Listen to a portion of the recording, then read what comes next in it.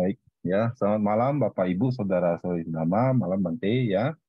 Malam ini kita melanjutkan membahas Sangyutta Nikaya ya, yang dari kelompok 3 Sutta nomor 8 ya. Sutta nomor 8 akan dibahas oleh Bante Tita Sado ya. Nah, oke, waktu dan tempat dipersilakan Bante. Ya.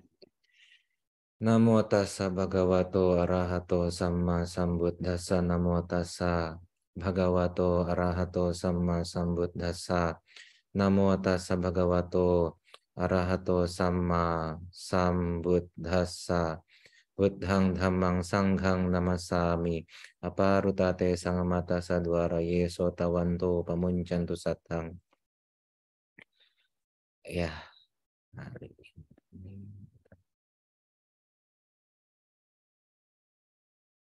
Ya, hari ini kita membahas tentang Malika Sutta.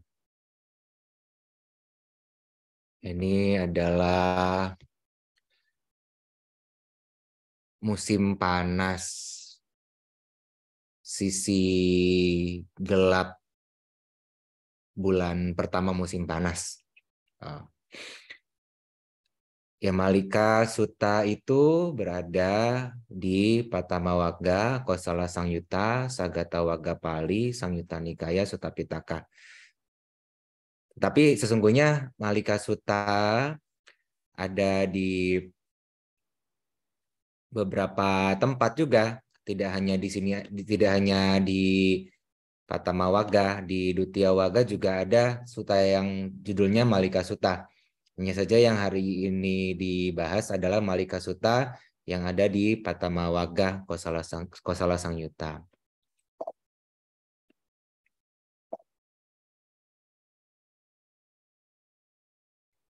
Ya, Malika Sutta kalau di dalam edisi Pali Text Society dia ada di buku pertama halaman 75. Kalau nomor sutanya ada Sangyutta Nikaya ketiga nomor 8. Ya, Sawati Nidanang berarti ini menandakan bahwa sebuah kisah di Sawati. Memang di dalam Sangyutta Nikaya hanya banyak yang hanya ditulis begitu, tidak panjang begitu ewame sutang dan segalanya, tetapi cukup ditulis Sawati Nidanang. Jadi sudah diketahui bahwa ini adalah kisah di Sawati yang biasanya ya kepanjangannya akan ewame sutang ikang sama yang bagawa Sawati yang wiharati jetawane anatapindika arame. Biasanya itu kalau di Sawati ya lebih seringnya di Jetawana. Tena ko panasamayena raja pasena diko salo malikaya dewiya sating uparipasadawaraga hoti. Pada waktu itu Raja Pasena di Kosala bersama Ratu Malika baru tiba di atas Istana Agung. Jadi ya bisa dibayangkan suasananya begitu untuk raja dan ratu seperti di rooftop begitu melihat pemandangan, ya sebenarnya ini suasana yang cukup romantis sehingga Raja Pasenadi ingin ya berdialog romantis dengan Ratu Malika begitu. Atako Raja Pasenadi Kosalo Malikang Dewing Eta Dewoca. Kemudian Raja Pasenadi Kosala berkata demikian kepada Ratu Malika. Ati nukhote malike kocanyo atana piataroti. Wahai Malika, adakah bagimu seseorang lain yang lebih disayangi daripada diri sendiri? Nati kome Maharaja, kocanyo atana piataro. Wahai Maharaja, bagi saya tidak ada seseorang lain yang lebih disayangi daripada diri sendiri. Tunghang pana Maharaja atanyo koci atana piataroti. Bagaimana denganmu Maharaja? Adakah seseorang lain yang lebih disayangi daripada diri sendiri?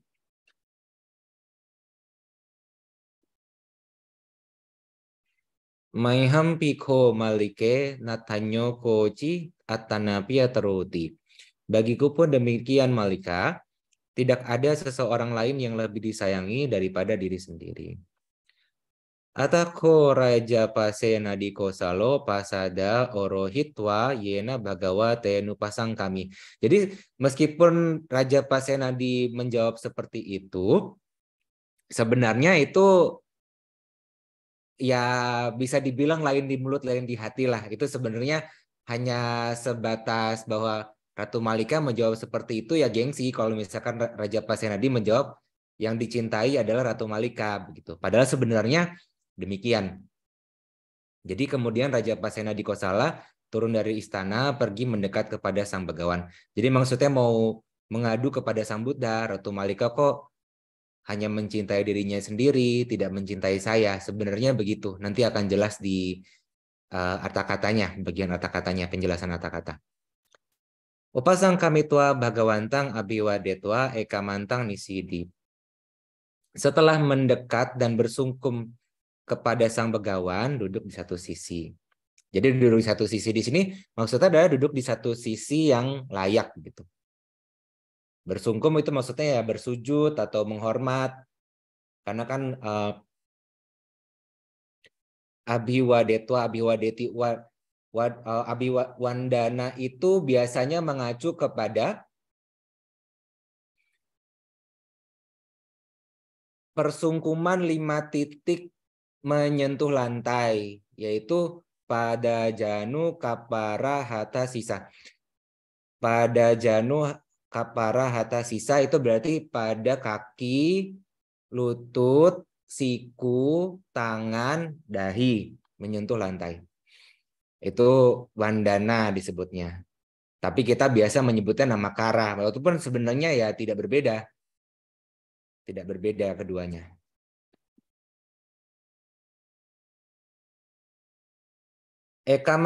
Ekamantang nisino ko Raja Pasenadi Kosalo Bhagawantang etadewoca. Raja Pasenadi Kosala yang duduk di satu sisi tersebut mengatakan demikian kepada Sang Begawan. Idahang bante malikaya dewi yasat ding upari pasada waragato. Wahai Badanta. Ya, jadi sebenarnya kata bante itu kalau kita mau mencari bentuk kata dasarnya Badanta. Atau kalau dalam bahasa Sanskerta Bhawanta. Tetapi kalau di dalam bahasa Magadhi sebenarnya lebih umumnya itu Badanta. Karena Bante itu singkatan dari Badante sebenarnya. Badante, Badante, Bante. Badanta sebenarnya kata dasarnya Badanta. Jadi sebenarnya ya bisa juga sih Badanta gitu. Misalkan mau memanggil kepada yang dihormati tidak mau menggunakan Bante, Badanta bisa juga. Badante bisa juga. Di sini idha itu bisa mengacu kepada di tempat ini, di kehidupan ini, di dalam kondisi seperti ini. Ya kalau di sini ya bisa jadi di sini ya di dalam kehidupan ini begitu. Karena kan itu mengacu kepada luas. Karena kalau Sang Buddha menggunakan kata idha biasanya mengacu kepada di dalam sasana ini. Sebenarnya misalkan kalau Sang Buddha menggunakan kata idha bikawe biku. Nah, biku di dalam sasana ini biasanya. Di sini saya bersama Ratu Malika setelah tiba di atas Istana Agung. Malikang Dewing Etadawocang berkata demikian kepada Ratu Malika. Nah, jadi kalau kita lihat kan di dalam palinya Malika Dewi ya. Dewi di sini maksudnya ratu bukan dewi dewa-dewa begitu. Tapi Dewi juga bisa artinya ratu.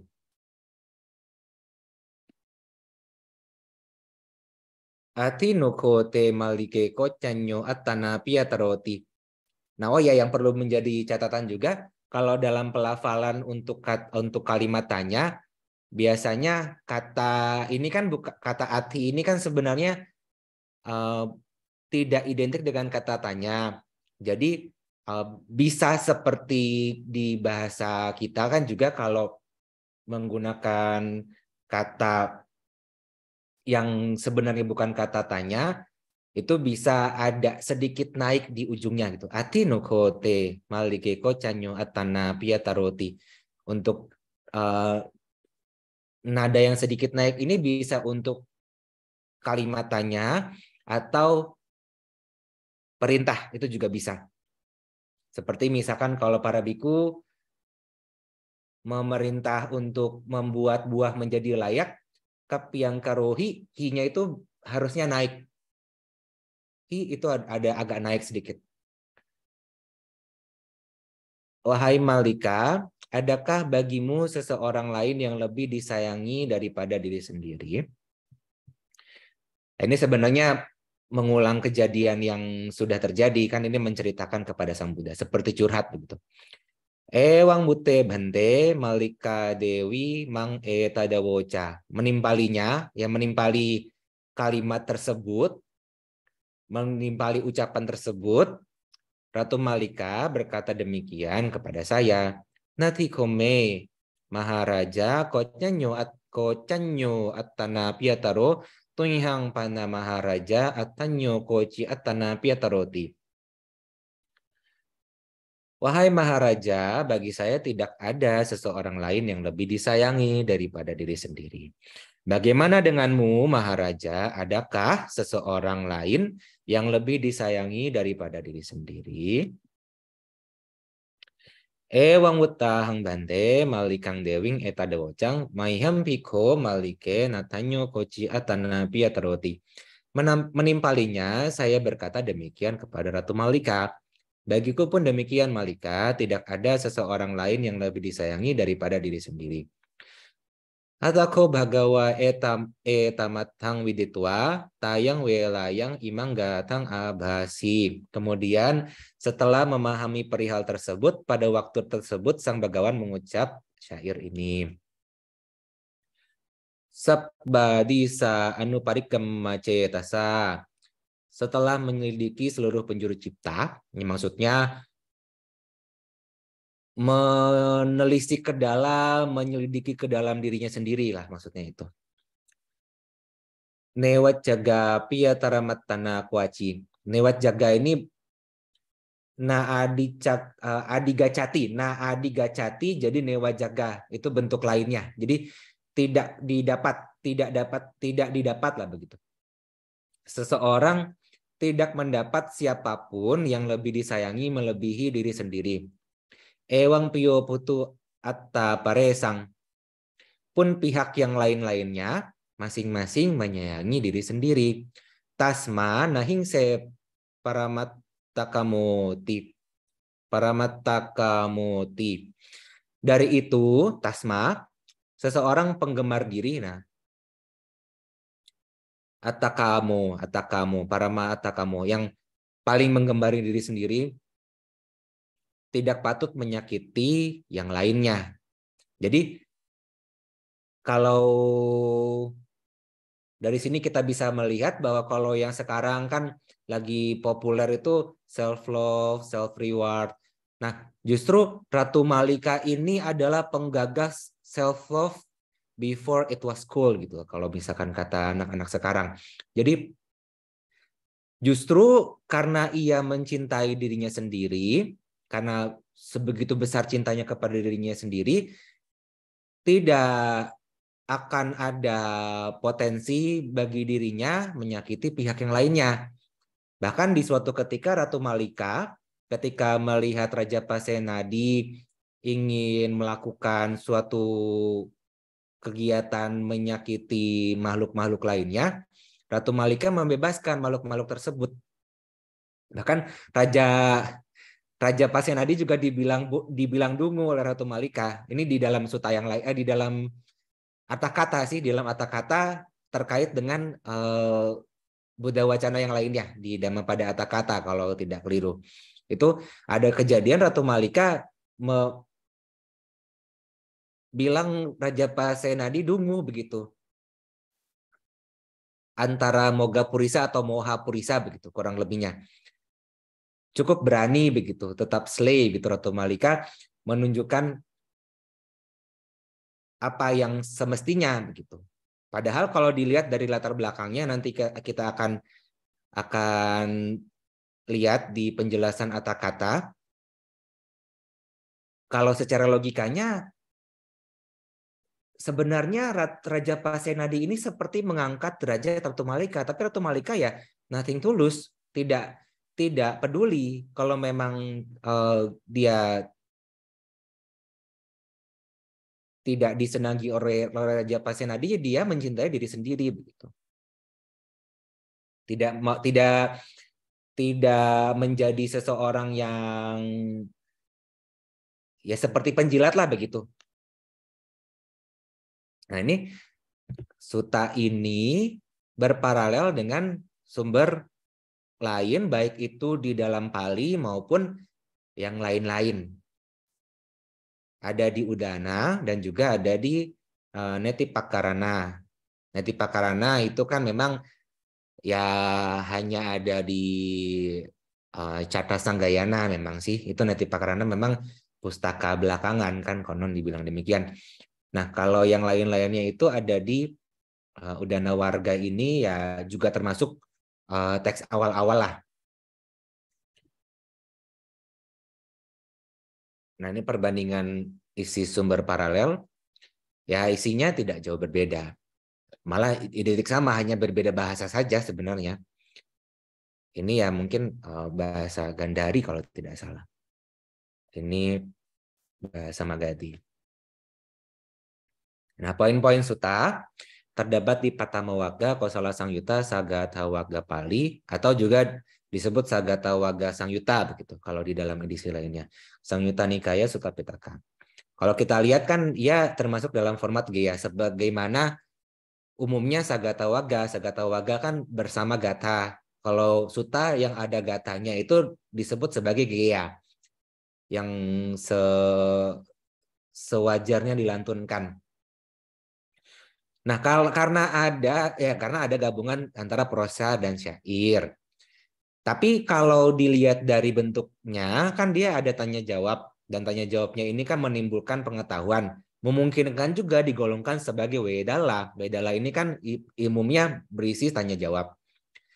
Dan kalau dilihat dari syairnya, terlebih lagi ini juga ada di Udana juga. Ya bisa termasuk Udana juga, karena syairnya merupakan ungkapan ketergugahan. Yang membedakan dengan di Udana, kalau di sini disebut sebagai Gatha, nah di sana disebut sebagai Udana.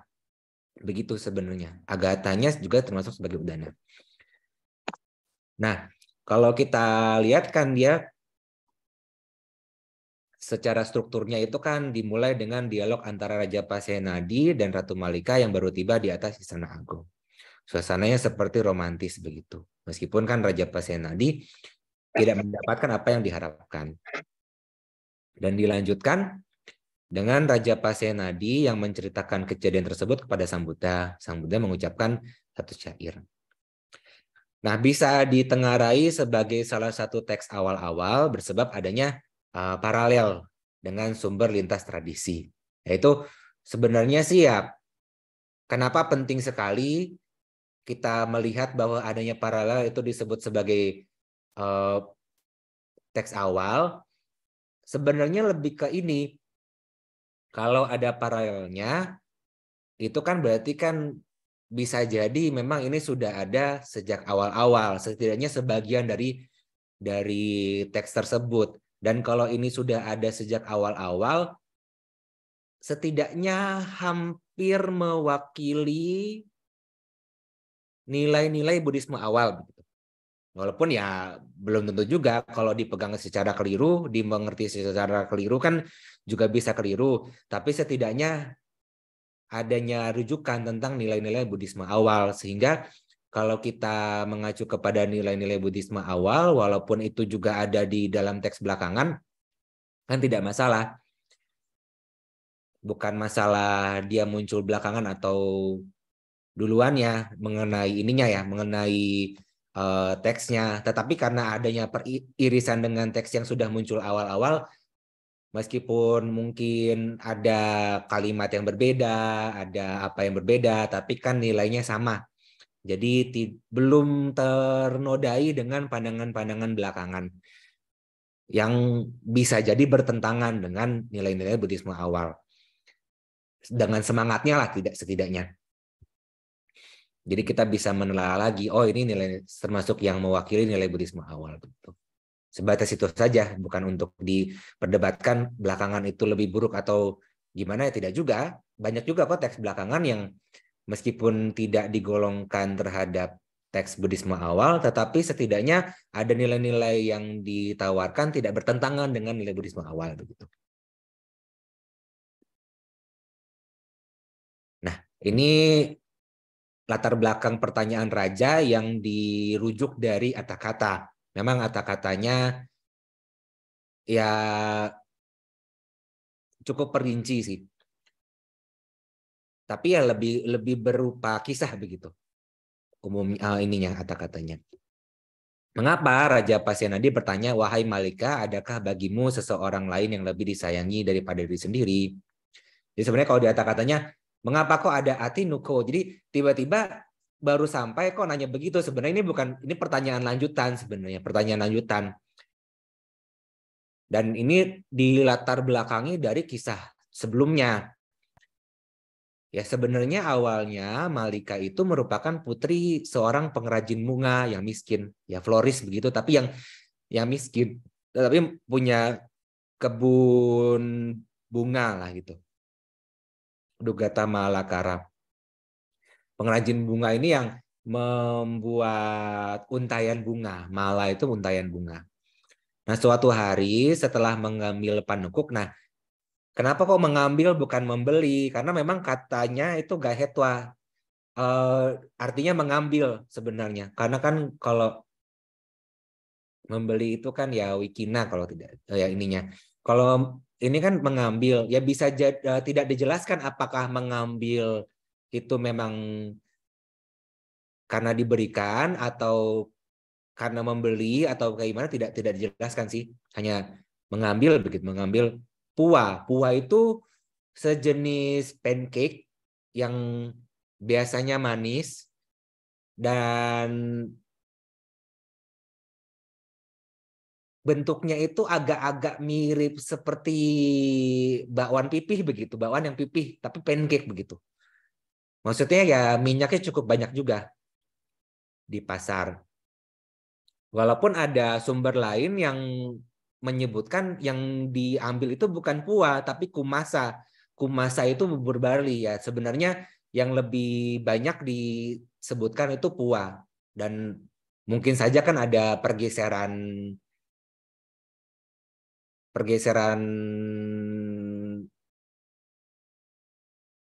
makna tertentu atau bagaimana yang ketika adanya hal lain begitu. Tapi kan ini kan setidaknya ia mengambil suatu makanan yang sifatnya bukan makanan utama. Ini makanan ya seperti kue. Seperti yang para biku itu bisa menerimanya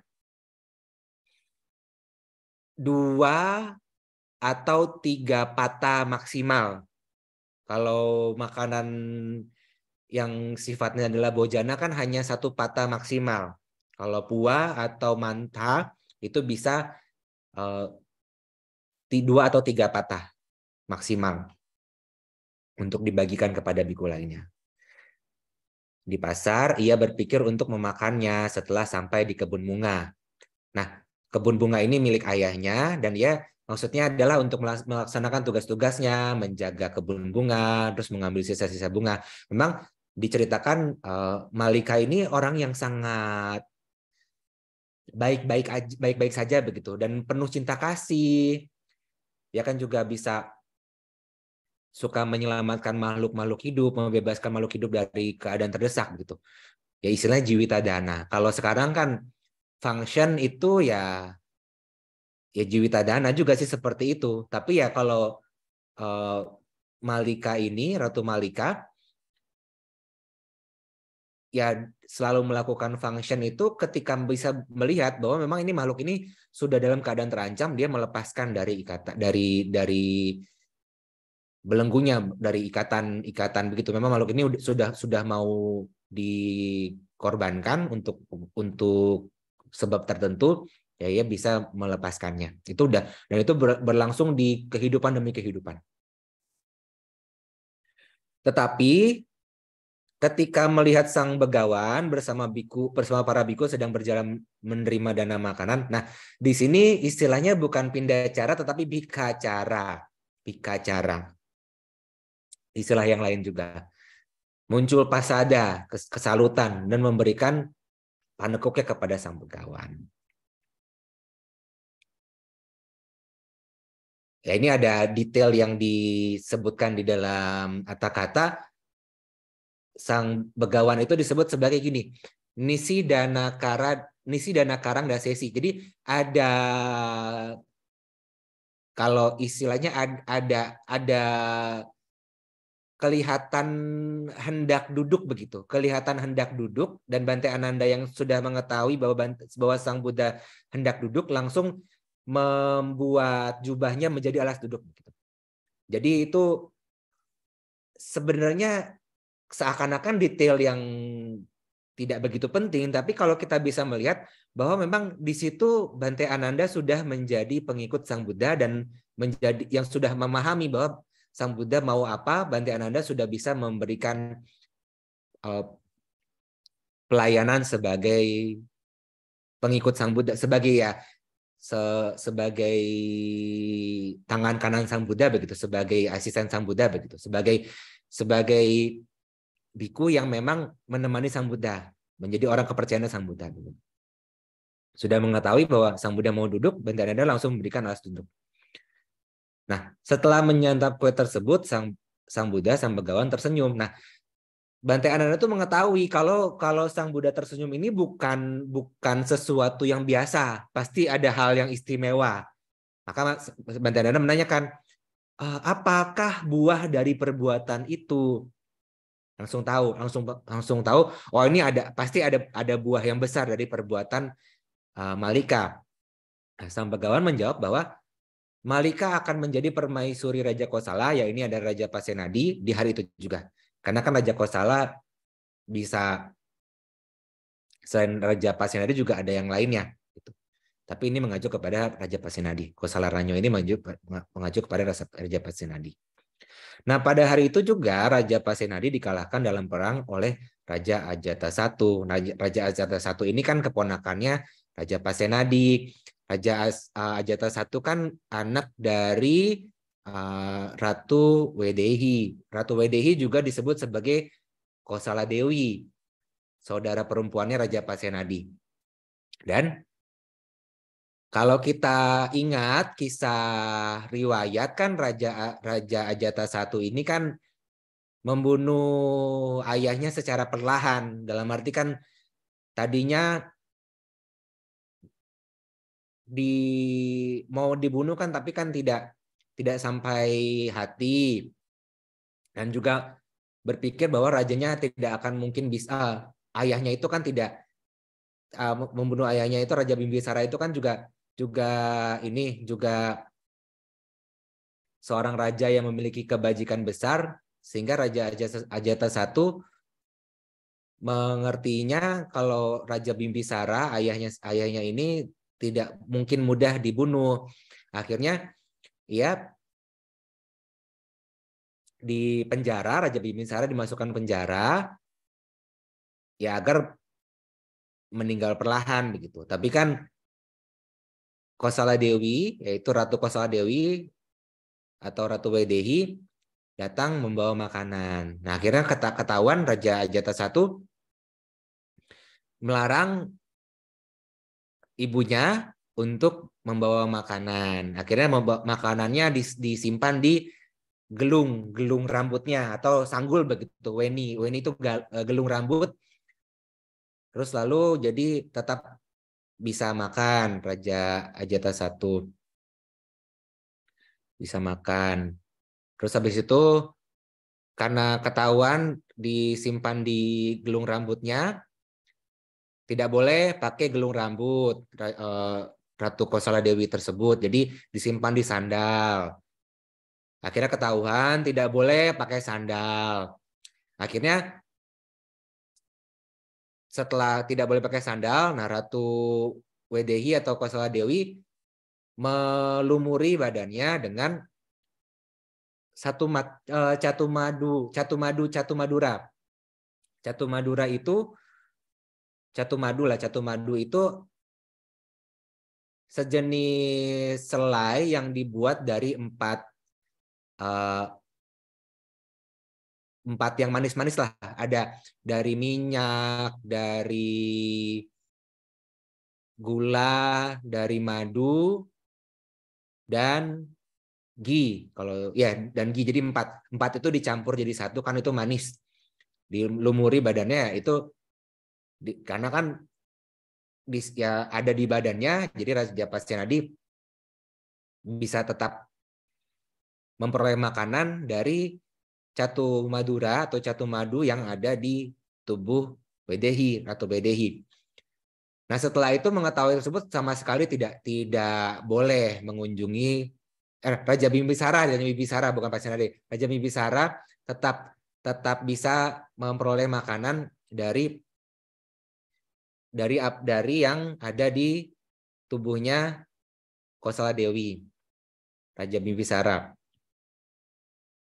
Nah, setelah itu mengetahui demikian, jadi Ratu Wedehi tidak boleh sama sekali mengunjungi Raja Bimbisara, tidak boleh mengunjungi ayahnya.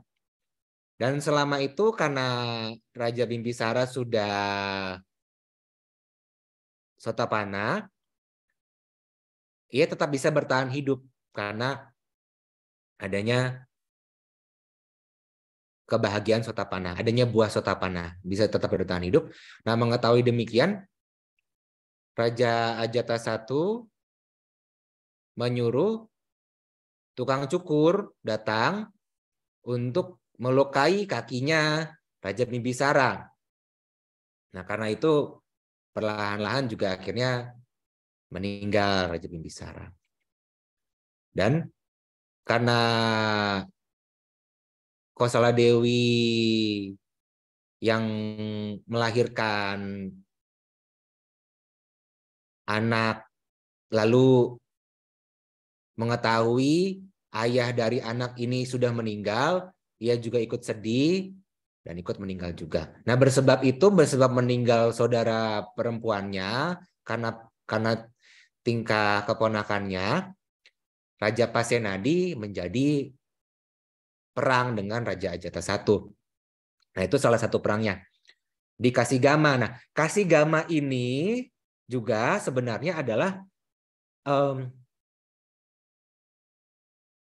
hadiah dari Raja Bimbisara, bukan hadiah sih, seperti seserahan untuk menikahi Ratu Wedehi. Jadi disebutnya ini kalau istilahnya tuh artinya adalah uang mandi, tapi mungkin seperti seserahan kalau Sangjit begitulah, mesti seperti seserahan ketika melamar ada seserahannya, itu seserahannya bukan apa, tapi ini satu kota sendiri namanya Kasigama atau Kasi begitu. Jadi itu makanya Kasigama ini milik dari Wedehi, milik dari Kosala Dewi. Nah, kita perang di sana. Nah, tapi Raja Pasenadi kalah. Raja Pasenadi kalah, kabur hingga masuk ke kebun bunga itu. Kebun bunga bertemu Malika. Ya, di dalam sumber lain dikatakan bertemu Malika mendengar suara suara Malika yang merdu, terpesona dan hingga di sana itu ia berbaring di pangkuan Malika. Romantis lah, Malika merawatnya dan keramahan itu membuat Raja Pasenadi jatuh cinta. Hingga akhirnya melamar sebagai ratu di hari itu juga. Nah, dari latar belakang tersebut kan Raja Pasenadi berpikir, wah, ini putri pengrajin bunga miskin ini kan sudah banyak mendapatkan pemberian dari saya. Pastikan saya adalah orang yang paling dicintainya. Namun ternyata kan ditanya, siapakah yang paling kau cintai? Oh, saya sendiri. Terus lalu Ratu Malika itu kan sebenarnya tidak ingin bertanya apa-apa kepada Raja Pasenadi. Memang tidak ingin bertanya sih, tidak ada yang mau ditanyakan. Memang ya dia orangnya ya tidak kepo begitu. Tapi kan sebagai bentuk wisasa, sebagai bentuk timbal balik, kalau ditanyakan harusnya kan ditanya balik gitu kan ya. Terus bagaimana denganmu? Siapakah yang paling kau cintai? Ya karena Raja Pasenadi gengsi, masa iya jawabannya Ratu Malika? Raja Pasenadi bilang, oh iya pastinya saya sendiri. Lalu kan memastikan, oh selain diri sendiri, itu ada tidak sih yang kamu cintai? Tidak ada, saya sendiri yang saya cintai. Bagaimana denganmu Maharaja? Ya gitu selanjutnya. Jadi, nah sebagai bentuk wisasa begitu, dilanjutkan dengan pertanyaan seperti di dalam suta. Sebenarnya Raja Pasenadi itu kecewa, tidak sesuai dengan yang diharapkannya, karena kan langsung berpikir gitu. Kalau kita lihat di uraian-uraian yang lainnya, Raja Pasenadi ini kan memang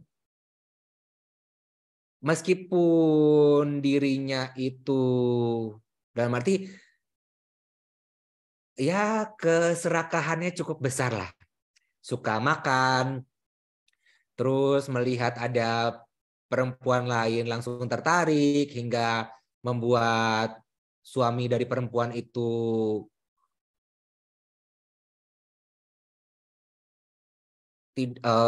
kewalahan begitu, memberi tugas kepada suami dari perempuan yang ia senangi itu kewalahan, dan hingga sampai banyak mimpi buruk yang dialami Raja Pasenadi itu karena memang tingkah lakunya itu memang seringnya buruk begitu. Sebagai raja itu sebenarnya dia buruk, walaupun memang ada banyak kebajikan juga yang dimiliki.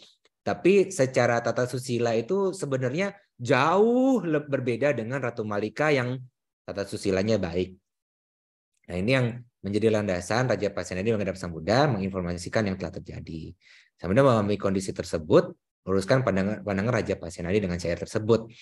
Nah, jadi meskipun ya memang pada akhirnya Ratu Malika sempat melakukan satu kekeliruan sih, hingga menyebabkan sempat terlahir di alam apa ya sebentar sih, cuma hanya 7 hari. Tapi kan kekuatan kebajikannya begitu besar. Dan justru kekuatan kebajikannya ini dilandasi dengan cintanya kepada diri sendiri. Nah, itu kurang lebihnya latar belakang pertanyaan Raja Pasenadi. Ya, kurang lebih sekian ininya pengantarnya. Jika ada pertanyaan atau bagaimana, dipersilakan. Baik, Bante, terima kasih ya dijelaskan dengan baik berikut komentarnya. Nah, mungkin ada pertanyaan dari teman-teman, silakan.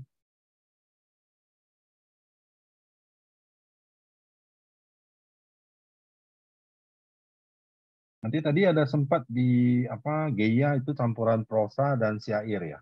Kira-kira apa ya bedanya prosa dan syair gitu, Bante? Terus kalau syair kan biasanya kita gatha ya gitu ya. Apa patha kali ya mungkin prosa atau gimana, Bante? Ya, patha itu semuanya. Prosa itu ya yang tidak merupakan syair itu prosa. Jadi ya seperti kata ewame sutang ekang sama. Jadi penjelasan seperti prosa seperti karangan bebas begitu. Seperti bentuknya yang kalau syair kan dia ada meternya. Kalau prosa kan tidak ada meternya begitu ya. Seperti kalau gini, kalau Weya Karana itu kan sebutlah paparan yang bisa juga disebut sebagai prosa begitu kan. Walaupun memang kalau prosa secara umum kan kita mengacu kepada karangan yang sifatnya sastra, tapi kan kalau Weya Karana itu paparan seperti Abhidhamma, tapi kan dia tidak ada syairnya biasanya. Meskipun juga memungkinkan juga sih tapi biasanya memang tidak ada syairnya sih. Kalau Gatha kan sebatas syair saja. Nah, kalau Gatha semata itu kan syair, dia tidak ada sutanya. Kalau Dhammapada kan tidak ada suta. Dia cuma hanya syair saja, Gatha gitu. Kalau Geya ini seperti Manggala Suta kan dia ada awalnya ada prosa, ada penjelasan nidananya begitu kan, itu kan prosa begitu kan. Lalu ada syairnya. Itu bentuk seperti itu disebut sebagai geya. Jadi disebut sebagai karena adanya prosa dan ada puisi. Syair kan termasuk puisi juga, itu gaya campuran begitu. Campurannya itu disebut gaya. Jadi nidana plus gathanya jadi gaya gitu ya. Oh, oke. Ya Kalau patha sebatas tadi, dia gimana? kalau patha itu seperti apa, Bang? Patah itu semua itu patah. Tapi kan sebenarnya gini, kalau patah itu kan tidak termasuk ke dalam Nawangga Satu Sasana. Hmm. Tapi kalau patah itu mengacu kepada semua bentuk pustaka itu disebut patah. Oh. Patah itu identik dengan pariwacana itu patah juga. Jadi patah itu ya semua uraian disebut patah. Kalau yang Geya, Weyakarana, Gatha, Udana itu kan ada di dalam Nawangga Satu Sasana. Jadi kan kalau dalam pemilahan awal-awal itu kan belum disebut sebagai Tipitaka. Biasanya disebut sebagai ada 9 bentuk. Tapi 9 bentuk ini tidak identik satu uraian itu ada hanya satu bentuk, bisa jadi ada beberapa bentuk begitu. Karena kan suta itu kan juga bisa juga bentuknya ada Weyakarana, ada Geya juga, ada Udana juga, itu kan suta juga.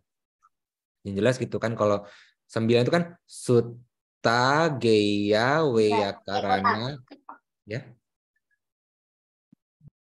Oh, nggak apa-apa. Suta, Suta, Geya, Weyakarana, Udana, Gatha, Itiwutaka, Jataka, Abutadhamma, Wedala. Nah, 9 itu kan. Jadi ada 9 metode lah, 9 bentuk. Ya walaupun tidak identik satu uraian itu hanya satu bentuk. Tapi kalau patha itu biasanya itu sinonim dengan Buddha Wacana, Pali Wacana, Tipitaka, itu patha semua. Jadi kalau kita tidak bisa menentukan itu apa, disebut sebagai patah saja sih. Patah itu bisa mengacu kepada apapun. Iya. Kalau di buku biru patha itu biasanya ada mengutip dari beberapa suta digabung gitu ya, Bante ya. Ya itu berarti semua ya gitu maksudnya. Apa gimana? Tergantung konteksnya sih memang. Karena kan kalau memang jelas itu gatha. Kalau seperti nama Karapatha itu kan bukan gatha. Iya. Tapi kan juga tidak termasuk sebagai parita. Karena kan kalau yang disebut parita itu ada mengacu kepada beberapa suta yang disebut sebagai parita. Ada beberapa suta yang disebut sebagai parita. Dan kalau ya maka disebut sebagai patha karena itu kan sebagai kalimat yang memang dikutip dari Buddha Wacana, maka disebut sebagai patha. Nah, kalau kalimatnya itu tidak dikutip dari Buddha Wacana, biasanya disebut sebagai katha. Oh. Iya, biasanya kan kalau ini apa misalkan Wisaka Punami Puja Katha biasanya kan. Iya, iya. Atau apa yang ini Ciwaradana Katha. Tapi kan kalau nama kara Patha. Jadi Patha itu yang dikutip dari Buddha Wacana, tetapi tidak termasuk sebagai gatha, tidak termasuk juga sebagai parita. Tapi kan kalau dan kalau dibilang suta juga bukan karena kalau suta kan harus penuh gitu. Ya, kurang lebihnya begitulah. Patha itu memang Buddha Wacana juga karena kan gini, kata Pali itu sendiri salah satunya juga sebagai sinonim dari patha. Kata Pali Oh iya. sebagai bentuk yang sekarang digunakan. Ya Pali awalnya itu kan sebagai sinonim dari patha. Karena itu merupakan Buddha Wacana maka disebut sebagai Pali yang menjaga begitu kan. Pali juga arti katanya juga Pali. Ya itu ada beberapa penjelasan dari Pali itu salah satunya karena itu sebagai patha maka disebut sebagai Pali. Lah itu ada beberapa penjelasan sih. Jadi patha itu sinonim dari Buddha Wacana, Buddha. Tipitaka, pustaka suci lah. Pustaka suci itu patah. Tapi dalam konteks kalau kita menyuarakan ajakan itu atau menyebut satu kalimat itu kalau tidak bisa ditentukan itu sebagai apa, biasanya disebut sebagai patah. Ya.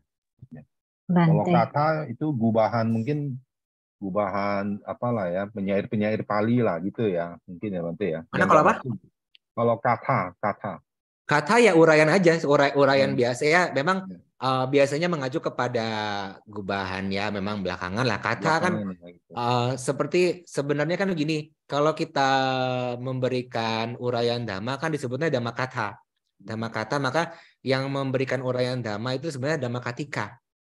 Jadi sebenarnya kalau seorang biku yang menyampaikan dhamma, lebih tepatnya disebutnya dhamma katika. Kalau dhamma duta terlalu umum, terlalu apa ya, terlalu luas. Jadi sebenarnya dhamma katika biku kalau misalkan mau lebih tepatnya. Karena kan yang menyampaikan uraian kata itu bisa mengacu kepada itu sih. Itu lebih general kata. Ya, kalau patha itu biasanya mengacu kepada apa yang ada di pustaka suci, tetapi ya dia tidak bisa disebut sebagai gatha ataukah parita ataukah sutta, ya sebatas patha begitu. Ya. Baik. Jadi Bu Lucy ada pertanyaan, silakan. Iya, Bante izin bertanya, Bante. Nah, kalau tentang patah sama gata ini kan kita tahu nama kara itu kadang suka disebut patah atau gata. Itu mana yang benar, Bante? Ya sebenarnya patha karena kan dia bukan gatha. Kalau gatha itu ada meternya. Dan karena gini, kalau gatha itu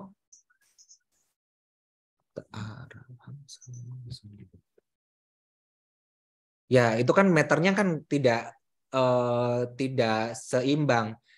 Kan biasanya kalau dalam gatha itu ada ininya, meter itu ya ada patronnya itu terkait berat ringannya dan berapa jumlah suku kata dalam satu barisnya begitu. Dan kalau dalam pembacaan gatha, dalam gatha yang satu barisnya terdiri dari 8 suku kata, ia bisa dibaca 2 baris sekaligus. Itu kan demikian. Tapi kan nama Karapatha sebenarnya tidak ada meternya. Hanya saja memang mungkin dulu belum mengetahui demikian. Jadi makanya kadang nama Skaragata kan disebutnya nama Skaragata, kadang-kadang kan disebutnya begitu. Ya tidak terlalu keliru sih, tapi sebenarnya kalau gatha itu memang sudah jelas ada polanya begitu. Seperti kan kalau dalam Manggala Sutta, bahu dewa manusa ca manggalani acintayung akang kamana sottanang bruhi manggalamuttamang. Itu kan ada meternya, ada polanya, sehingga untuk membacakan itu ada keseragaman, ada pola yang memang bisa digunakan. Tapi kan kalau nama Karapatha ya tidak ada polanya, tidak ada meternya. Itu memang bukan gatha sebenarnya. Gatha itu syair ya seperti puisi, ada ininya ada. Dan lebih kalau misalkan syair itu ya mungkin kalau yang bisa dipahami kalau pernah dengar sloka itu kan, tapi memang sih istilah sloka itu biasanya digunakan di keyakinan yang lainnya, tapi kan belakangan kan ada juga siloka yang dimunculkan di dalam teks-teks Buddhis belakangan, tapi kan itu istilahnya gatha begitu. Seperti apa? Lokaniti itu kan siloka. Lokaniti, terus apa lagi? Ada beberapa lah teks-teks belakangan itu yang memang mirip-mirip dengan sloka. Kalau kata siloka sendiri untuk awal-awal itu ya biasanya digunakan untuk terminologi yang berbeda, tapi ya itu itulah sejenis gatha begitu kalau kita lihat. Dan memang ya kalau nama Karapata itu sebenarnya bukan gatha, hanya saja memang sudah menjadi kaprah gitu, sudah menjadi sesuatu yang memang banyak digunakan. Maka ya tergantung dari kesepakatan masing-masing otoritas kan, itu ketika memang mau menyesuaikan bahwa itu memang bukan gatha, kan tidak apa-apa dikoreksi belakangan, sebenarnya kan bukan hal yang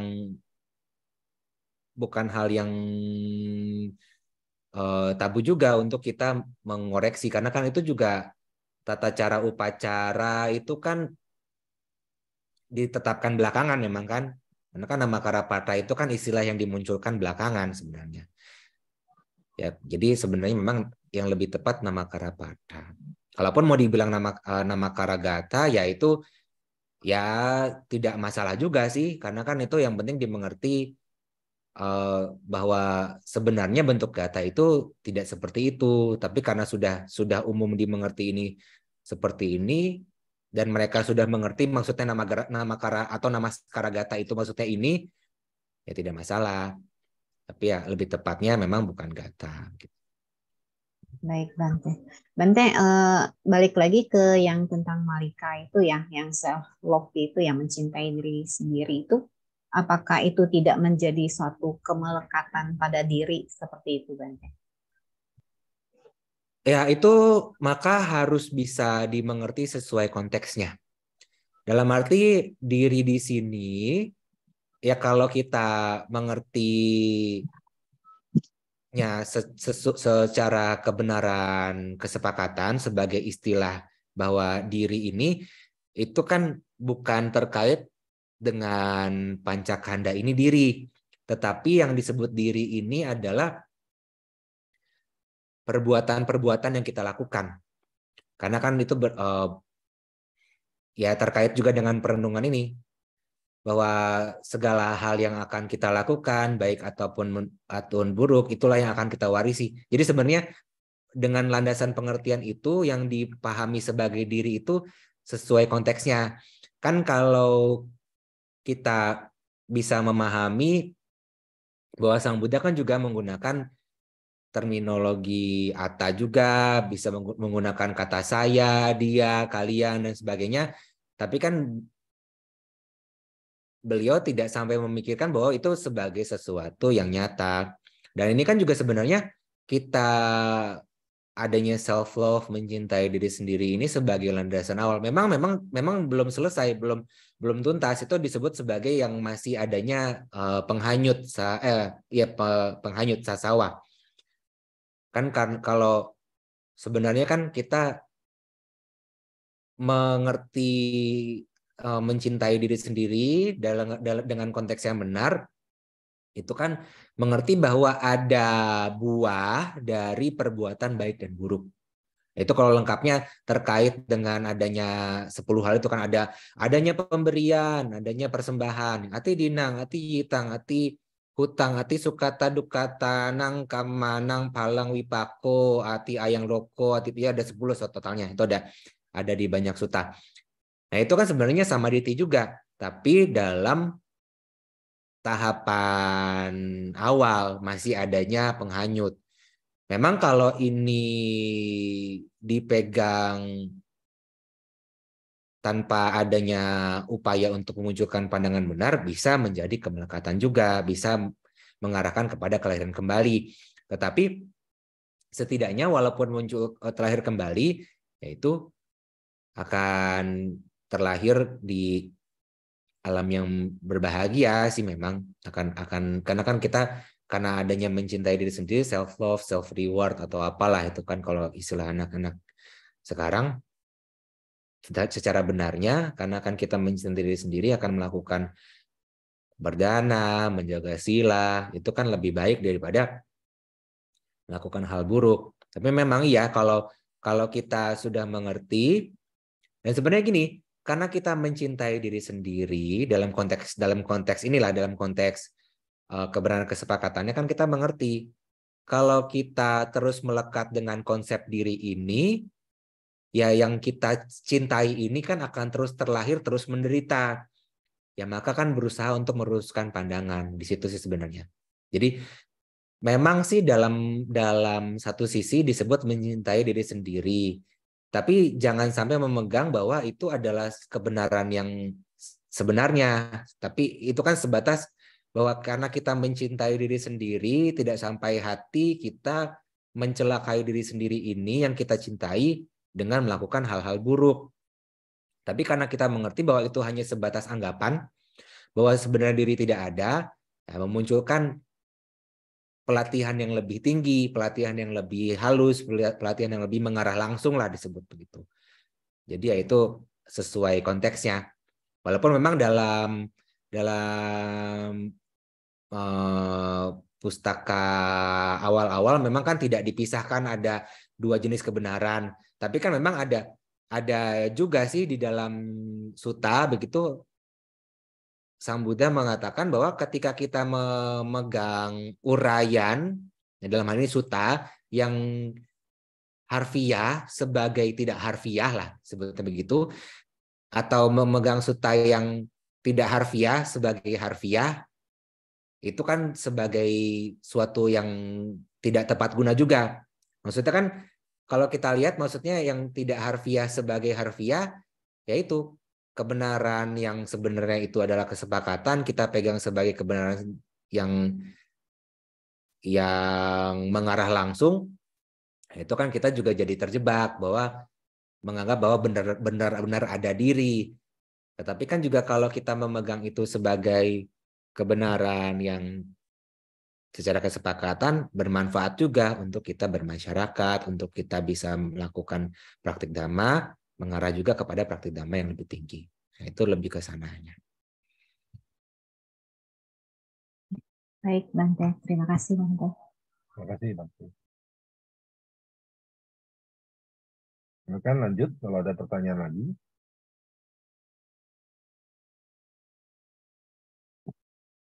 Bante, izin bertanya, Bante. Bante, waktu Buddha bilang, Ratu Malika hari ini akan menjadi permaisuri Raja Pasenadi. Nah, apakah itu termasuk meramal apa bukan? Yang sebenarnya sih dilarang. Terima kasih, Bante. Ya sebenarnya kan itu juga membicarakannya kepada Bante Ananda. Bante Ananda kan biku. Iya kan Bante, yang nggak boleh itu kan meramal, menjadikan profesi disampaikan kepada rumah tangga misalkan. Dan terlebih lagi kan itu peraturan untuk para biku. Kan beliau Sang Buddha punya pertimbangan sendiri. Dan sebenarnya kan gini, beliau menjawab itu karena ditanya oleh Bante Ananda. Dan Bante Ananda adalah ya istilahnya tangan kanan beliau. Dan beliau sebenarnya ya kalau meramal kan sesuatu yang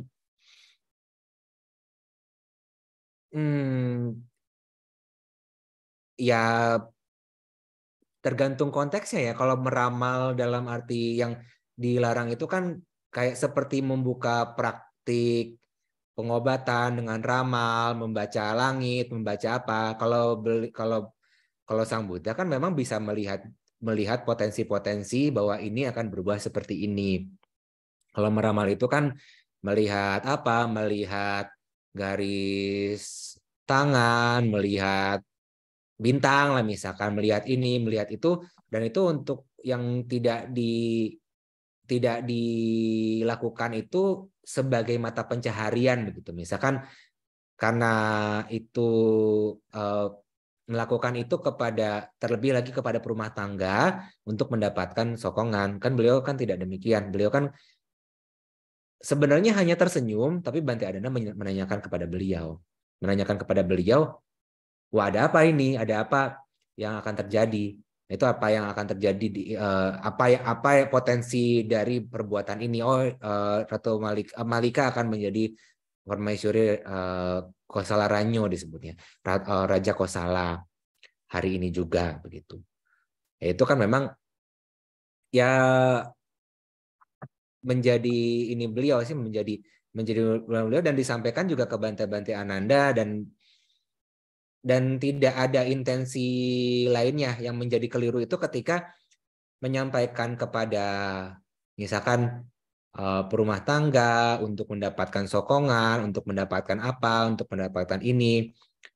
Kalau kita lihat kan juga Sang Buddha kadang-kadang menunjukkan kemampuannya kepada pihak yang memang memiliki ketinggi hatian, bukan untuk mendapatkan dukungan, tetapi semata-mata karena belas kasih beliau untuk bisa melunakkan ketinggi hatian yang bersangkutan, dan karena beliau juga mengetahui ada potensi ia untuk bisa memahami.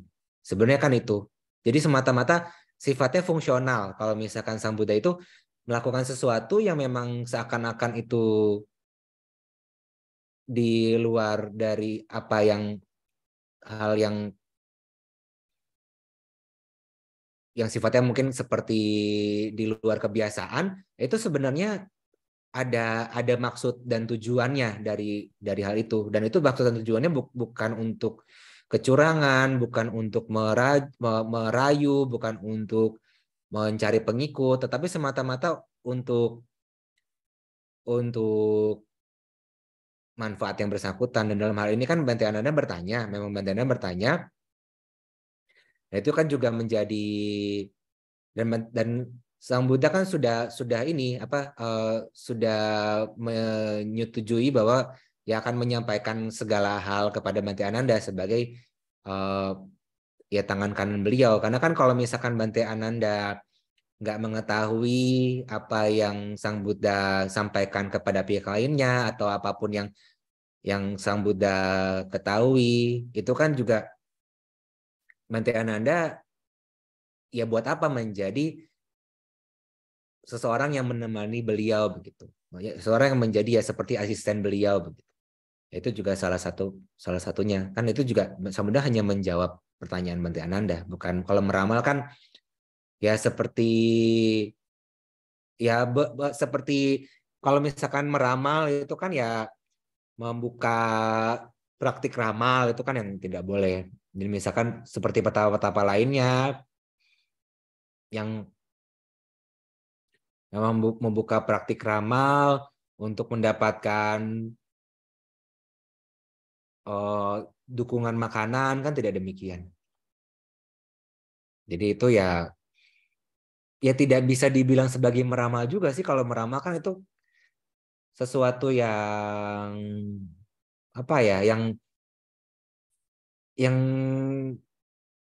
dilihat dari sudut yang berbeda. Kalaupun itu bisa dibilang meramal, ya yang dimaksud sebagai meramal kalau kita lihat kan yang disebut sebagai mata pencaharian salah seorang biku itu kan meramal seperti melihat arah angin, melihat garis bintang, melihat garis tangan, melihat apa, melihat wajah dan lain-lainnya gitu. Jadi ya tidak bertentangan lah dengan apa yang sudah disampaikan Sang Buddha. Itu kan memang Sang Buddha bisa memiliki pengetahuan, mengetahui bahwa apa hasil dari perbuatan semua makhluk, dan itu karena Sang Buddha tersenyum, hanya sebatas tersenyum sebenarnya, dan Bante Ananda yang bertanya, dan kalau sesama biku kan memang bisa saling terbuka sebenarnya. Mau menunjukkan apapun yang dimiliki, kalau itu benar, sebenarnya sesama biku bisa saling terbuka. Selama itu bukan berbohong. Yang tidak boleh itu menunjukkan kepada perumah tangga. Karena kan potensinya ketika menunjukkan kepada perumah tangga itu kan lebih sukanya kepada hal-hal yang demikian, hal-hal yang di luar nalar begitu. Dan itu kan bisa jadi ketertarikannya kepada dhamma terbiaskan. Jadi tertariknya kepada kemampuan biku tersebut. Dan itu kan juga bisa merendahkan dhamma yang dijalankan. Tapi kan kalau kepada sesama sahadamika, dan itu tujuannya juga untuk kemajuan spiritual, kemajuan batin, dan juga untuk manfaat juga, itu ya sebenarnya sih sesama biku lah, sesama biku, bukan sesama. Kalau ke Samanera tidak boleh mengatakan, tetapi dalam kondisi terdesak itu bisa menunjukkan tanpa mengatakan. Dalam arti begini, Kalau misalkan mau menyeberang sungai, biku tersebut bisa menyeberang dengan kemampuannya. Terus ada samanera misalkan. Daripada harus memutar jalan, ya bisa misalkan ya sebatas menyuruh samanera memegang jubahnya sehingga ia bisa ikut, bisa, tapi tidak mengatakan bahwa saya bisa ini loh begitu. Itu tidak mengatakan kepada samanera, tapi menunjukkan seperti itu tidak melanggar. Tapi kalau mengatakan atau menunjukkan kepada perumah tangga melanggar. Kalau sesama biku tidak melanggar. Jadi itu bukan sesuatu yang tidak layak juga. Kalaupun memang dianggap sebagai meramal ya. Tapi sebenarnya sih tidak sama dengan meramal yang umumnya. Kalau meramal yang umumnya kan biasanya ada medianya, membaca apa. Kalau Sambuddha kan bisa melihat langsung, bisa mengetahui secara langsung gitu. Ya. Terima kasih Bante. Bante, kalau misalkan seorang biku dia punya kemampuan, dia bisa melihat sesuatu, misalkan dia lihat seseorang misalkan, oh dia kalau lewat ini, contoh ya, misalnya lewat ini akan celaka misalkan. Nah, dia boleh kasih tahu nggak? Tidak boleh kasih tahu secara langsung karena kan itu kalau misalkan dia perumah tangga ya orang itu. Iya betul. Tidak boleh kasih tahu secara langsung. Jangan sampai menunjukkan bahwa dia memiliki kemampuan tertentu kepada perumah tangga. Kalaupun memang mengondisikan supaya itu tidak terjadi, yaitu harus dengan cara yang sesuai. Jangan sampai ia seperti memberitahu walaupun secara tidak langsung. Itu termasuk kalaupun itu benar itu pacitya sih, tapi tetap aja pelanggaran. Jadi tidak bisa secara langsung. Kalaupun memang karena kewelas asihan, semata-mata karena kewelas asihan ya, bukan karena ia mengharapkan sesuatu hal, ia mengondisikan agar tidak terjadi, ya bisa saja. Tapi kan sebenarnya kalau ia bisa melihat dalam skop yang lebih besar, ya ada banyak hal sebenarnya. Ada banyak hal yang memang tidak bisa dihindari. Tapi kan sebenarnya mungkin juga sih kalau ia mengondisikan dengan pertimbangan tertentu. Kan seorang biku kan kita tidak bisa menghakimi satu perbuatan itu mengarah kemana kan. Itu kan akan sangat kompleks sebenarnya. Jadi kalau misalkan ia bisa mengondisikan hingga tidak terjadi, ya itu memungkinkan juga. Karena dia melihat, oh ini ada potensi kalau ini begini. Itu memungkinkan juga, tapi ya itu harus dengan cara yang benar-benar tepat. Dengan pertimbangan jangan sampai ada perumah tangga yang berpikir bahwa ia memiliki kemampuan tertentu. Karena sebenarnya gini, kalau biku yang benar-benar memiliki kemampuan tertentu, terlebih lagi ia itu terkait dengan tingkatan kesucian, sebenarnya akan lebih enggan untuk bisa diketahui lah oleh perumah tangga begitu. Karena pastinya ada keseganan yang lebih tinggi itu, hiri otapanya lebih, aduh nanti kalau misalkan sampai tahu itu bisa repot dia, bisa dicari-cari. Sebenarnya kan kalau benar-benar sudah memiliki khususnya kesucian lah, itu khususnya tingkatan kesucian, akan tidak lagi mencari hal-hal yang demikian lah. Maksudnya yang buat apa lagi kalau misalkan memang itu benar-benar kewelas asihan, ya ia kan akan menggunakannya tanpa perlu diketahui oleh pihak-pihak yang tidak perlu mengetahui. Kalau misalkan kepada sesama biku, ya itu kan sebatas, ya namanya sesama teman kan kita harus saling terbuka. Saya sudah sampai sini. Terus misalkan ditanya, kan itu juga memang ada salah satu perenungan, kalau para biku ditanya sesama biku, itu jangan sampai canggung, jangan sampai denial gitu kan, jangan sampai ini, harus bisa terbuka gitu. Sudah sampai mana? Oh saya sudah sampai sini. Oh ya, jadi kan bisa saling terbuka, saling mendukung begitu. Tapi kan kalau sama perumah tangga, permasalahannya kan perumah tangga ini kan menyokong. Kalau misalkan ia mengetahui ada biku tertentu yang punya tingkatan kesucian, yang punya kemampuan dan lain-lainnya, pastinya kan akan lebih dipilih yang itu. Dan itu kan akan merepotkan dirinya sendiri. Dan terlebih lagi kan gini, kalaupun itu bukan kesucian, dia memiliki kemampuan tertentu. Kemampuan yang bukan tingkatan kesucian. Seperti misalkan Bante Dewa Data begitu. kan punya kemampuan tertentu, tapi kan bukan tingkatan kesucian. Kalau ia muncul keserakahan, ya ia kan akan tidak bisa lagi, karena kan gini, kemampuan-kemampuan itu kan setidaknya salah satu hasil jana begitu kan. Kalau ia sampai muncul keserakahan, kan ia tidak bisa lagi berdiam dalam jana, otomatis kan kemampuannya bisa hilang juga.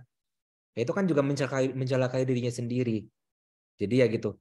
Memang kalau memang dia punya kemampuan, sebisa mungkin memang bukan sebisa mungkin sih, tidak bisa ditampilkan atau diumumkan kepada perumah tangga ataupun tingkat kesucian. Tapi sesama para biku justru harus saling terbuka, karena kan bisa saling, oh harusnya begini, nanti begini. Maksudnya kalau misalkan ada yang sudah sampai tingkatan mana, ada yang belum, kan bisa kasih masukan, bisa kasih ini, kan sama-sama berjuang. Karena kan kalau sesama biku apa sih? Memang kan sesama biku ya memang harus saling berbagi, kan sama-sama pabajita, sama-sama pejuang. Tapi kalau misalkan sama perumah tangga kan ya perumah tangga meskipun juga ada yang mencapai tingkatan kesucian, ya itu kan menjadi urusannya perumah tangga itu, bukan sahadamika lah begitu, bukan yang sesama berjuang di dalam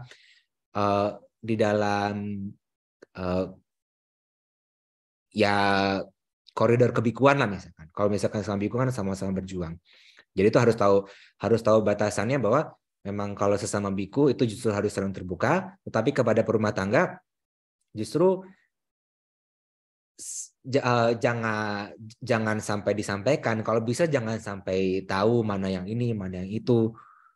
Bahkan juga kalau terkait dengan tingkatan kesucian atau kesaktian juga jangan sampai dibuka. Terkait dengan pelanggaran wilayah juga jangan sampai dibuka, jangan sampai terbuka kepada perumah tangga. Tetapi sama para biku justru harus saling terbuka. Bahwa memang justru harus saling terbuka, saling open. Bahwa kan kita, ada pihak lain yang melakukan pelanggaran ini, karena demikian, karena ini. Mereka yang belum pernah melanggar, kan jadi tahu kira-kira apa yang harus dilakukan sehingga tidak terjadi demikian. Tapi kan kalau perumah tangga ketika mengetahui itu, nanti kan bisa turun keyakinannya. Begitu. Kecuali memang sudah ditetapkan oleh sangga, biku ini berbahaya, jadi harus dikasih tahu kepada perumah tangga. Itu misalkan demikian, itu boleh juga. Itu diizinkan oleh Sang Buddha ketika memang sudah biku itu memang tidak tahu malu lah begitu, alaji biku begitu, tidak tahu malu, tidak bisa dikasih tahu, sudah diperingatkan 3 kali tidak bisa, sudah dimasukkan ke dalam sangga tidak bisa, ya karena memang sudah sedemikian tidak bisa dikasih tahu, pelanggarannya juga cukup berat, nah itu bisa diberikan pengumuman kepada perumah tangga, itu diizinkan. Tapi kan kalau sebelum itu ada, ya istilahnya kalau sekarang sebelum ada SK-nya begitu, sebelum ada SK rapim lah ya, sebelum ada SK-nya begitu, ya tidak boleh disampaikan. Itu harus menjadi rahasia para biku begitu. Ya, makasih Bante. Itu ada yang raise hand, Bante, Bu Valencia ya. Silakan langsung bertanya. Pak Sutrisno, Namo Ya. Buddhaya, Sotiotu, Bante. Perkenalkan saya Fani, Bante. Bante, yang tadi disampaikan terkait bukan diri, itu maksudnya seperti apa ya Bante? Kalau misalnya kita berbuat baik maupun berbuat tidak baik, itu bukan diri, itu maksudnya seperti apa Bante? Ya memang sebenarnya tidak ada diri. Memang sebenarnya gini, jadi sebenarnya segala hal, bahkan nibbana itu bukan diri, tapi diri itu sebatas pandangan saja, sebatas ungkapan saja. Jadi sebenarnya ada perbuatan, ada jalan, tapi tidak ada yang berbuat, tidak ada yang mengenyam. Itu sebenarnya demikian. Kalau ringkasnya ya. Tapi kalau mau lebih jelasnya itu ya kita bisa melihat uraian Paticca Samuppada. Itu lebih jelas di sana bahwa sebenarnya munculnya anggapan bahwa ada diri itu karena kita tidak bisa memahami 4 kebenaran mulia. Jadi sebenarnya karena kita tidak bisa memahami 4 kebenaran mulia, tidak memahami bahwa yang sewajarnya memiliki kemunculan juga memiliki kepadaman, muncul perbuatan-perbuatan. Perbuatan-perbuatan itu sebenarnya atau pembentuk-pembentuk itu sebatas bentuk sebatas perbuatan-perbuatan. Sebatas tindakan, tapi karena kita adanya pandangan keliru, kita menganggap bahwa saya yang berbuat, saya yang melakukan, saya yang mengatakan, saya yang menginikan. Jadi saya yang mengenyam. Tapi sebenarnya itu rangkaian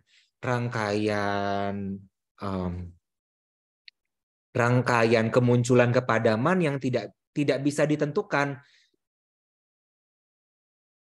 Tidak bisa ditentukan lagi mana yang kemunculan, mana yang kepadaman sebenarnya. Karena kalau kita lihat kan seperti contohnya begini.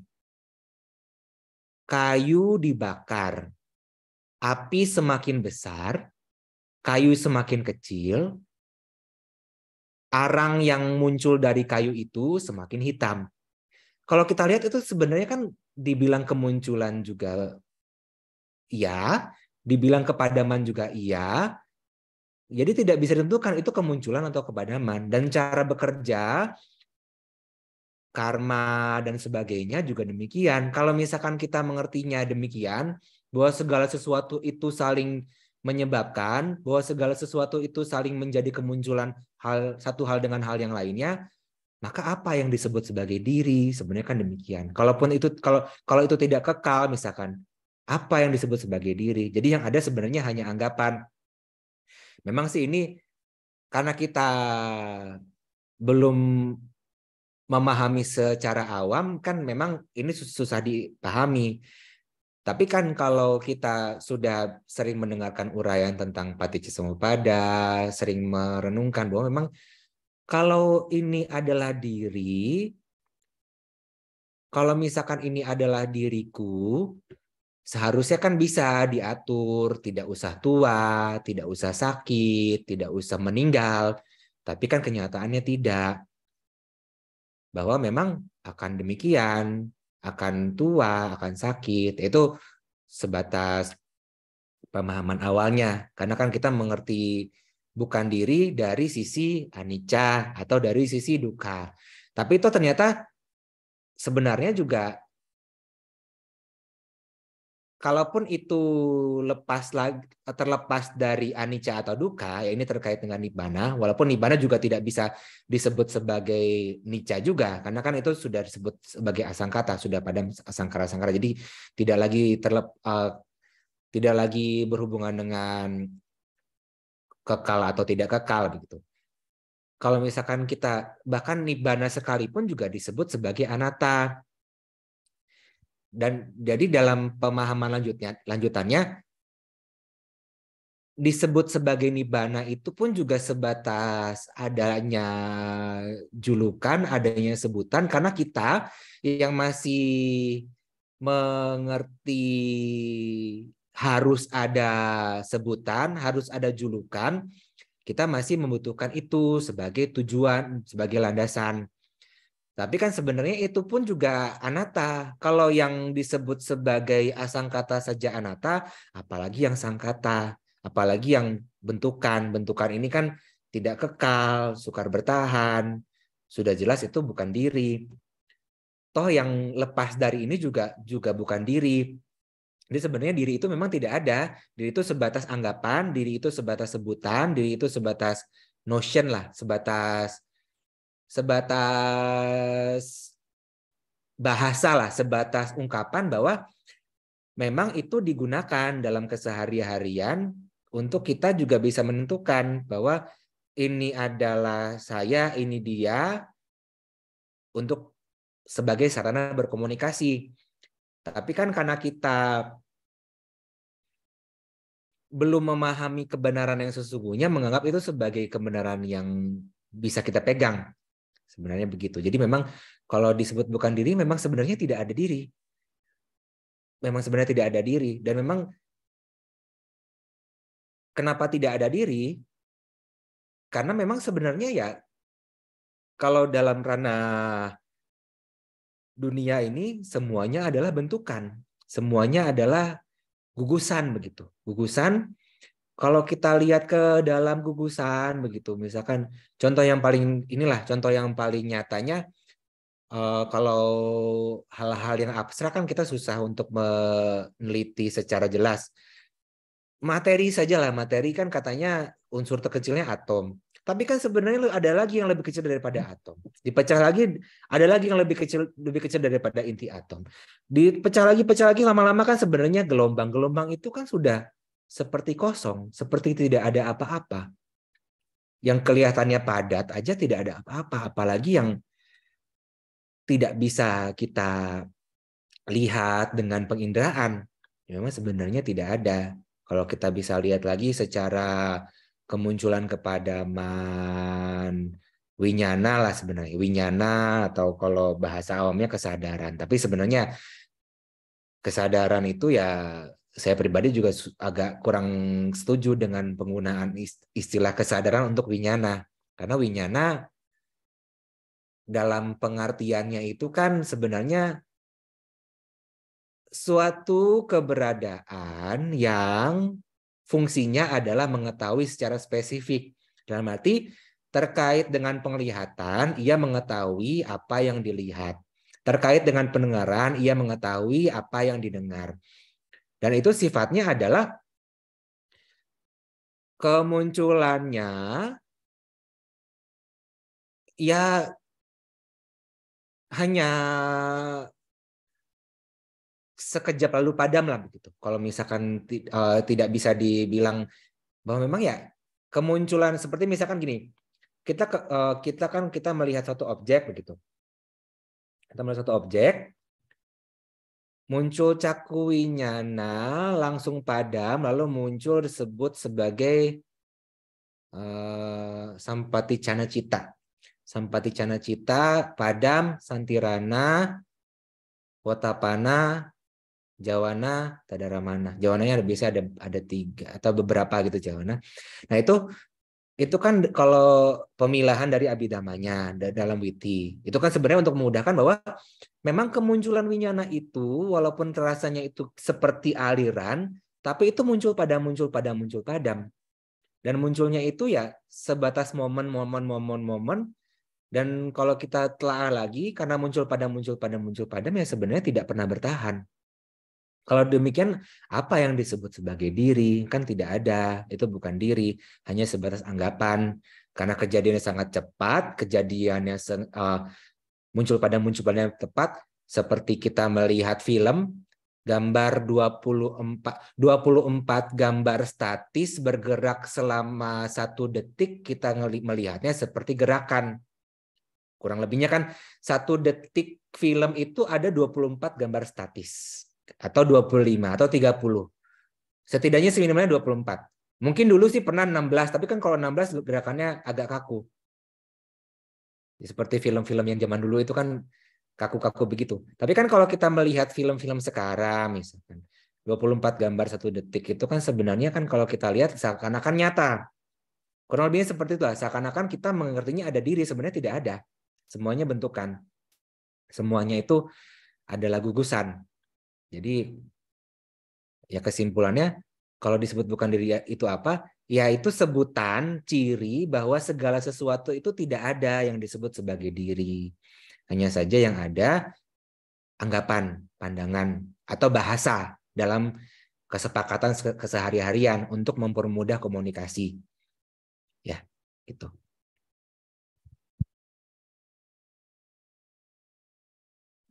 Baik, Bante. Satu lagi, Bante. Yang tadi kan materi. Kalau pikiran itu maksudnya apa, Bante? Bukan diri. Nah, pikiran ini yang dimaksud yang mana? Pikiran itu yang apa? Kita ada pikiran-pikiran. Ah. Itu bukan diri. Maksudnya apa? Enggak, yang pikiran ini maksudnya pikiran itu yang mana? Pikiran itu apa? Kita mikir mau pergi gitu. Kita mikir apa memori gitu. Memori itu bisa terkait dengan sanya, bisa terkait dengan apa? Ya itu kan sebatas karena itu kalau misalkan itu kan mungkin ya inilah sebutlah winyana gitu. Itu bukan diri kan karena dia kemunculannya itu hanya sebatas ada perbenturan dengan objek, dan itu sebenarnya kemunculannya sesaat, dan memang ada potensi-potensi yang masih kita lekati dengan pandangan keliru, dan itu kemunculannya sesaat dalam arti ketika sesaat muncul winyana itu, misalkan winyana itu selalu muncul dengan 7 cetasika. Setidaknya ada phasa sebagai perbenturan yang membentuk ini yang karena kan gini, misalkan kan kalau yang tadi sebutlah manowinyana kan pikiran muncul, pikiran ini itu kan karena ada bahasa ilmiahnya ada stimulus tertentu. Karena ada stimulus tertentu muncul pemikiran, dan itu sebenarnya kejadian yang muncul padam. Karena kita tidak biasa menyelidiki kemunculan kepadaman demikian, atau kita masih mengertinya secara keliru, seakan-akan itu berjalan terus begitu. Berjalan terus.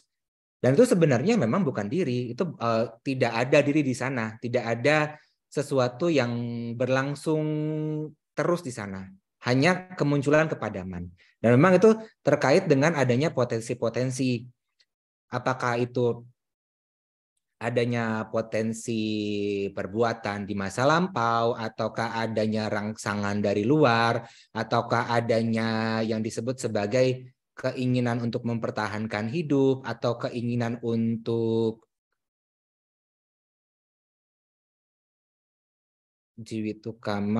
keinginan untuk mempertahankan hidup dan keinginan untuk tidak mengalami kematian. Itu muncul dari pandangan keliru, menganggap bahwa ada diri. Jadi sebenarnya yang pikiran itu, kalau mau disimpelnya ya, pikiran itu apa? Pandangan keliru.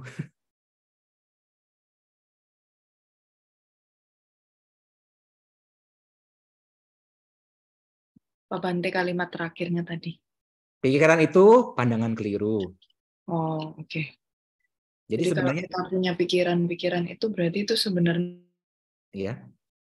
Berpikir berpandangan keliru ya Bante, karena itu sebenarnya nggak ada pikiran-pikiran itu. Sebenarnya begini, sesuatu yang terjadi secara, ya sebutlah secara alamiah, muncul dan padam. Karena ada potensi-potensi tertentu muncul dan padam. Tetapi karena kita mengerti secara keliru, kita menganggap itu sebagai sesuatu yang menjadi diriku, sesuatu yang milikku. Jadi kenapa ringkasnya adalah itu disebut sebagai pikiranku, itu adalah pandangan keliru. Tetapi itu adalah pikiran semata-mata. Misalnya pikiran di sini kan mengacu misalkan witaka. Witaka itu kan disebut sebagai salah satu cetasika yang menjadi bagian pembentuk dari winyana. Dan witaka itu munculnya juga memang karena adanya potensi-potensi yang sedemikian banyak. Dan itu kan memang juga termasuk bagian dari sangkara. Sangkara itu muncul karena awija. Awija itu muncul karena adanya asawa. Asawa itu munculnya juga karena mengertinya keliru. Bolak-balik sana sini. Jadi sebenarnya kalau mau ringkas, dibilang tidak ada juga tidak relevan juga sih, karena kan kita kan menganggapnya bahwa kalau itu bukan nyata dianggapnya tidak ada, kalau itu nyata dianggapnya ada. Tapi kan sebenarnya ada atau tidak ada itu kan juga persepsi. Kalau misalkan kita contohnya begini deh, kalau meja itu ada atau tidak ada sebenarnya? Kan sebenarnya kan kalau dibilang ada, nah tapi kan sebenarnya kita nggak buat kolong meja, yang dibuat meja. Tapi kan sebenarnya kalau misalkan dibilang tidak ada, lah buktinya ada di bawah meja itu kolong meja. Jadi sebenarnya ada atau tidak ada itu ya tidak bisa, bahkan konsep ada atau tidak ada itu juga sebenarnya kalau mau di mudahnya, kan kita bicara mudahnya, itu juga muncul karena ada pandangan yang keliru, karena harus ada atau tidak ada. Padahal kan sebenarnya itu kan menjadi ranah dari persepsi. Dan persepsi itu ya sebenarnya merupakan satu dari sangkara juga. Kemunculannya itu adalah bersebab. Kemunculannya itu bersebab karena setiap kemunculan itu bersebab. setiap kemunculan itu adalah kepadaman dan setiap kepadaman itu adalah kemunculan. Jadi sebenarnya kan kemunculan atau kepadaman itu juga dalam pemahaman lanjutannya itu sebatas digunakan untuk kita mengerti bahwa ada muncul, ada padam, tapi jangan sampai juga mengerti bahwa kemunculan itu sebagai kemunculan, kepadaman sebagai kepadaman. Jadi itu pahaman lanjutannya.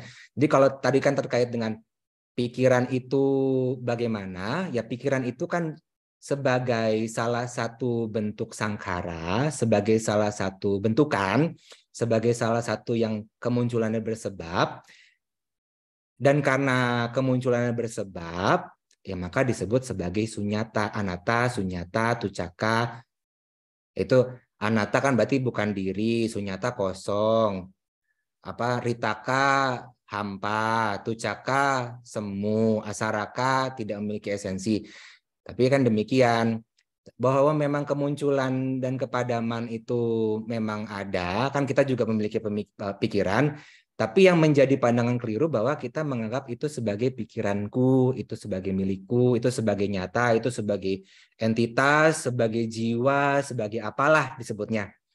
Jadi ya, kalau mau lebih clear lagi, pikiran itu adalah bentukan-bentukan yang kemunculannya bersebab.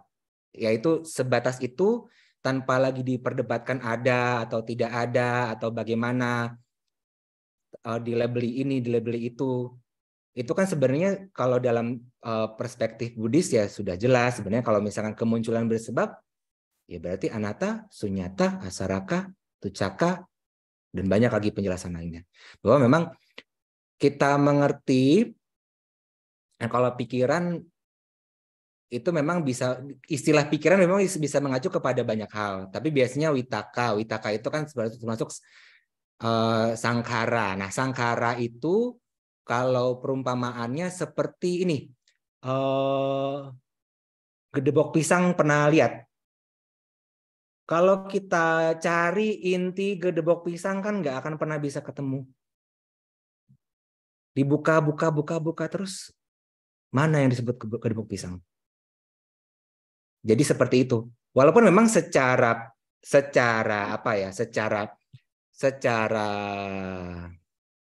kebenaran kesepakatannya ya ada yang disebut pikiran kan, karena kan kita juga kalau disebut tidak ada kan kita juga berpikir.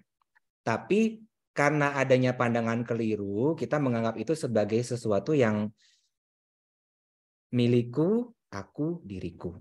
Nah, sebenarnya itu ya pandangan keliru begitu. Nah, begitulah. Jadi bukan diri itu ya sebenarnya gini sih. Pada akhirnya memang kita sebelum kita setidaknya sotapanna kan kita masih memiliki pandangan bahwa ada diri. Itu memang jelas sekali. Kalau sotapanna sebenarnya sudah tidak ada lagi pandangan ada diri. Anicca terkait kekekalan juga sudah tidak ada lagi.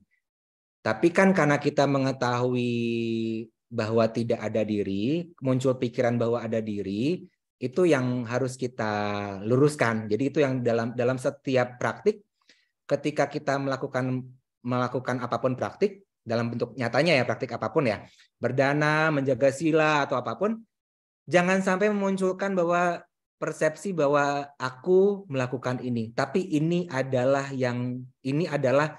sebuah tindakan.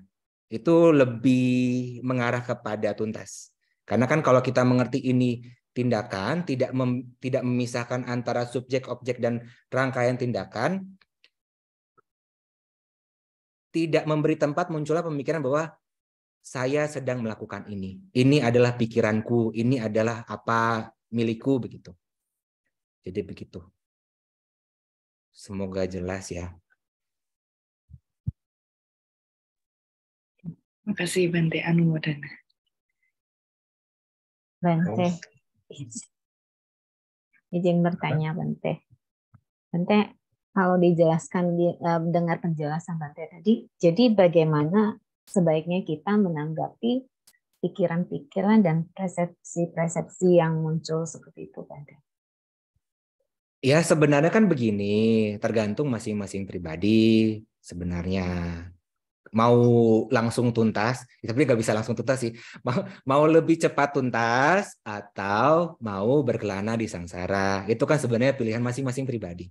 Terserahlah mau gimana. Tapi kalau kita ini kan cara gampangnya untuk langsung tuntas, walaupun memang tidak semudah itu Ferguson gitu kan, maksudnya tidak mudah lah kalau kita tidak memiliki latar dasar-dasar kebajikan yang cukup untuk kita bisa langsung tuntas, kan tidak bisa instan.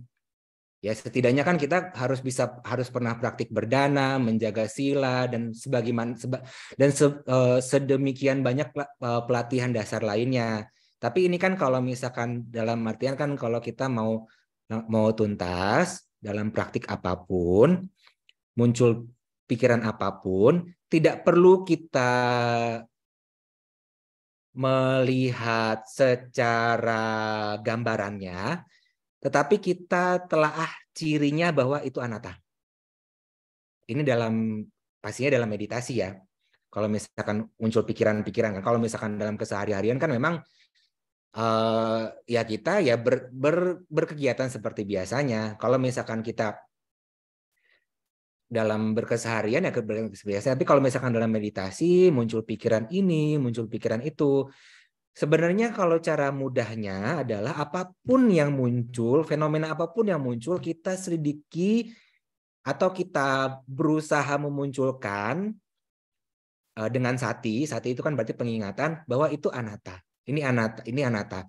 Jadi kan ketika kita memiliki landasan bahwa ini anatta, muncul pikiran, tapi kok ada anggapan bahwa ini ada yang melihat, bahwa ini ada yang begini, ada gitu. Ya itu justru karena karena terlalu lamanya kita berkecimpung dengan pandangan keliru. Tandanya apa kita berkecimpung dengan pandangan keliru kan kita masih terlahir. Itu kan sebenarnya kan kalau kita kembali ke prinsip-prinsip dasar kan ya tidak terlalu sulit sebenarnya. Ya tinggal kita meluruskan saja yang masih ini. Cuma kadang-kadang kan kecenderungan ini banyak hal yang kita alami. Kadang kan kecenderungan munculnya pandangan keliru itu lebih besar dibanding pandangan benar. Jadi ya apa yang harus dilakukan yaitu apa? Animita gahi nanimita gahi nanu bianjana gahi. Jangan dilihat dari gambaran umum, bukan gambaran umum.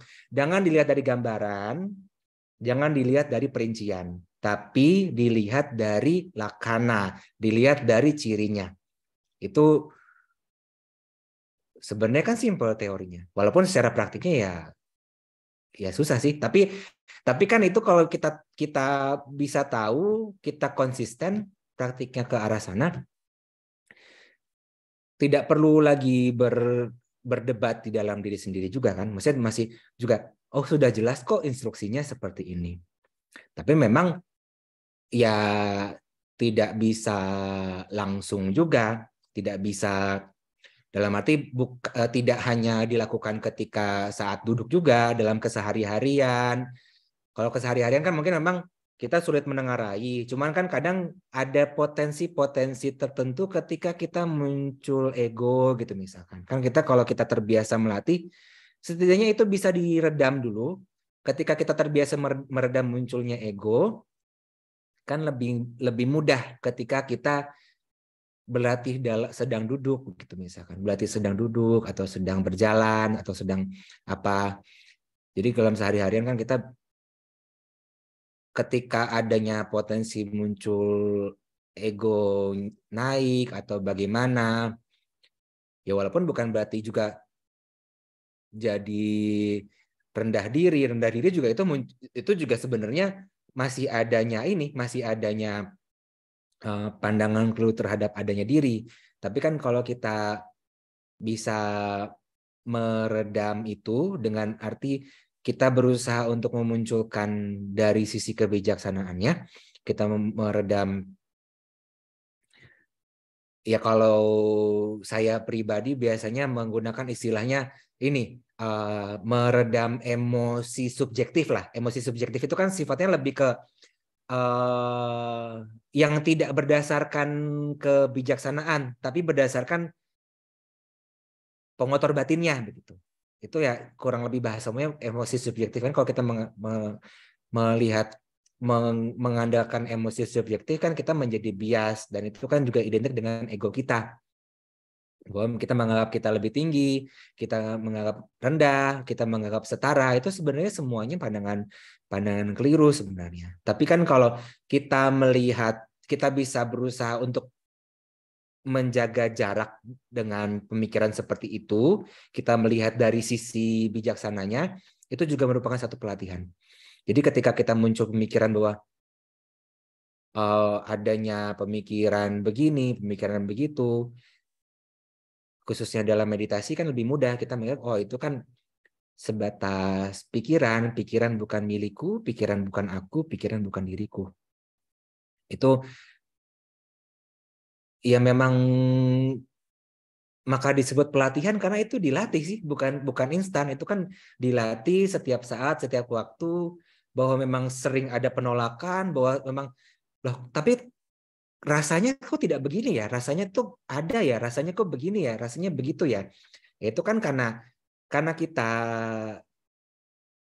memang masih belum selesai sebenarnya, masih belum tuntas. Jadi ya itu yang harus dilakukan adalah ya berusaha untuk mengedepankan kebijaksanaan. Ya ini ya kalau terkait dengan ini yaitu mengerti anatta. Itu sebenarnya cara mudahnya. Dan bagaimana memunculkan pengertian anatta ya sebenarnya yaitu banyak-banyak membaca sutta, banyak-banyak mendengar uraian tentang Paticcasamuppada. Itu salah satunya. Dan juga banyak melakukan ya setelah mendengar kita merenungkan lagi, itu kan juga merupakan ini. Kan ada urutannya. Bahu sutta, dhata, wacasa paricita, manasanupekita, ditya supadiwida. Bahu sutta banyak mendengar, dhata mengambil atau mengingat ringkasan-ringkasannya, wacasa paricita banyak mengulang, menguncarkan sendiri, menyampaikan sendiri. Manasanupekita dipertimbangkan dalam batin, ditya supatiwida dijadikan pandangan. Itu menjadi dasar praktik. Di 5 itu. Bahu sutta, dhata, wacasa paricita, manasanupekita, ditya supatiwida, itu bisa dihafal. Jadi setiap kita mendengar dhamma, bahu sutta, dhata, wacasa paricita, manasanupekita, ditya supatiwida, itu rumusannya, resepnya, formulanya. Dalam sebelum kita berpraktik, setidaknya 5 itu. Bahu sutta, dhata, wacasa paricita, manasanupekita, ditya supatiwida. Nah, itu 5 resep mujarab lah. Agar kita bisa punya pandangan benar. Karena kalau kita tidak pernah mendengar, tidak pernah merenungkan, tidak pernah mencoba menguraikan ulang sendiri atau menguncarkan ulang sendiri, ya sebenarnya sih wacasa paricita itu juga bisa termasuk dengan kita itu chanting gitu, mendaraskan begitu. Itu kan juga karena kita sering mendaraskan kan jadi ingat, jadi hafal. Jadi bisa kita hafal, karena kita hafal setidaknya sutanya, kita kan bisa ingat, oh ini begini, ini begitu. Misalkan kayak kita hafal apa pena pindu pama sutta, pena pindu pama rupang wedana bubulu pama mariciku pama sanya sangkara kadalu pama mayu pamanca winyanang desita di cabandunati. Kan itu kan hafal, ingat, jadi langsung hafal. Pena pindu pamarupang. Rupa seumpama gumpulan bui. Gumpulan bui itu kan bentuknya kelihatannya ada tapi kosong. Oh iya ya, rupa kan juga gitu. Kelihatannya ada tapi kopong. Terus apa? Wedana bubulu pama. Pengenyam atau perasaan seumpama gelembung. Gelembungnya di sini kan maksudnya apa? Gelembung yang dihasilkan dari tetesan air. Wedana itu muncul karena adanya perbenturan, adanya sentuhan. Sekali sentuh kan sebenarnya itu hanya muncul sesaat. Oh iya, kosong. Terus apa? Mariciku pamasanya. Sanya pengenal seumpama maricika. Maricika mirage. Mirage itu fata morgana. Hasil pembiasan jadi kosong. Mayu pamancawinya nang winyana. Pengetahuan atau kesadaran seumpama maya. Maya pertunjukan sulap. Pertunjukan sulap kan palsu, kosong. Itulah yang disabdakan oleh Aditya Bandhu. Ketika kita mengingat itu, kosong, kosong, kosong, semuanya kosong. Jadi kan itu yang muncul dalam ingatan kita. Jadi tidak dinodai lagi dengan ini milikku, ini aku, ini diriku. Ini milikku kosong, ini aku kosong, ini diriku kosong. Jadi aku kosong, misalnya. Tapi ya itu kan pelatihan sebenarnya. Itu.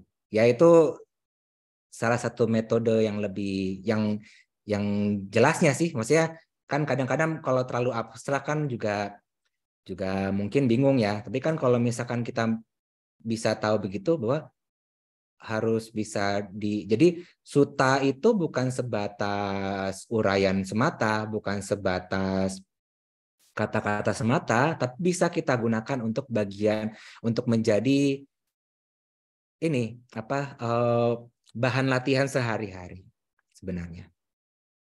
Memang sutta beragam. Ada yang memang disebut sebagai gihipati-pati. Gihipati-pati itu kan pelatihan rumah tangga. Walaupun sebenarnya gihipati-pati kalau kita lihat sutta yang disampaikan kepada rumah tangga itu tidak semata-mata hanya pelatihan duniawi saja. Ada pasti Sang Buddha menyampaikan walaupun tersirat begitu. Walaupun tersirat menyampaikan tentang hal-hal yang sifatnya di atas duniawi. Misalkan kayak seperti apa? Inilah yang di Gajanusutta lah misalkan. Yang di Gajanusutta itu kan yang 4 hal bermanfaat untuk saat ini, 4 hal yang bermanfaat untuk yang akan datang. Kalau kita perhatikan 4 hal yang bermanfaat untuk akan datang itu kan sebenarnya adalah ringkasan dari sang jalan. Adanya keyakinan itu, keyakinan sempurna itu miliknya Sotapanna. Sila yang sempurna itu miliknya Sotapanna. Kedermawanan sempurna itu miliknya Anagami. Kebijaksanaan sempurna itu miliknya Arahanta. Jadi kita bisa lihat Sang Buddha akan mengarahkan ke sana sebenarnya. Jadi sebenarnya yang bermanfaat untuk yang akan datang itu pelatihan yang lebih nyata. Pelatihan yang lebih mengarah langsung. Kalau yang saat ini ya itu bagian kebajikan. Bahwa kita bisa memiliki pekerjaan yang sesuai, memiliki dasar-dasar pekerjaan, kita bisa memiliki tabungan. Dan itu juga kan yang selanjutnya kita harus memiliki kalenamita yang bisa mengarahkan agar kita bisa seimbang dalam hidup yang keempatnya. Gitu. Seimbang dalam hidup kan bukan hanya tentang pengeluaran dan pemasukan. Seimbang dalam hidup juga tidak hanya mencari uang saja, tapi kita juga harus bisa mencicil pelatihan, itulah. Mencicil pengertian benar. Begitu. Jadi yang harus dilakukan dengan munculnya pikiran-pikiran begini, memang itu bertahap. Tapi kalau kita sudah terbiasa melatih, ya bisa juga dicoba dengan langsung menyelidiki ciri anatta dari pikiran yang muncul. Ya. Ya. Terima kasih Bante.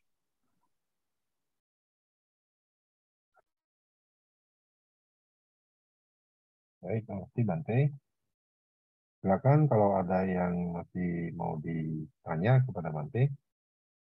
Baiklah, kalau nggak ada pertanyaan lagi, mungkin pertemuan kali ini sampai di sini ya.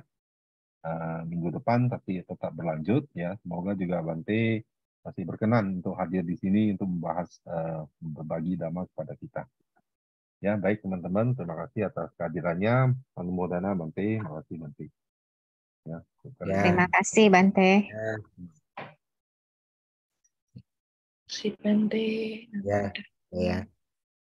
Ya, makasih Bante, makasih Ko Sutrisno, Cilusi, Terima kasih, Ko teman-teman Susi. semua, Terima kasih, makasih Bante. semua. Fani, Makasih. Terima kasih Rasa, semua. ya.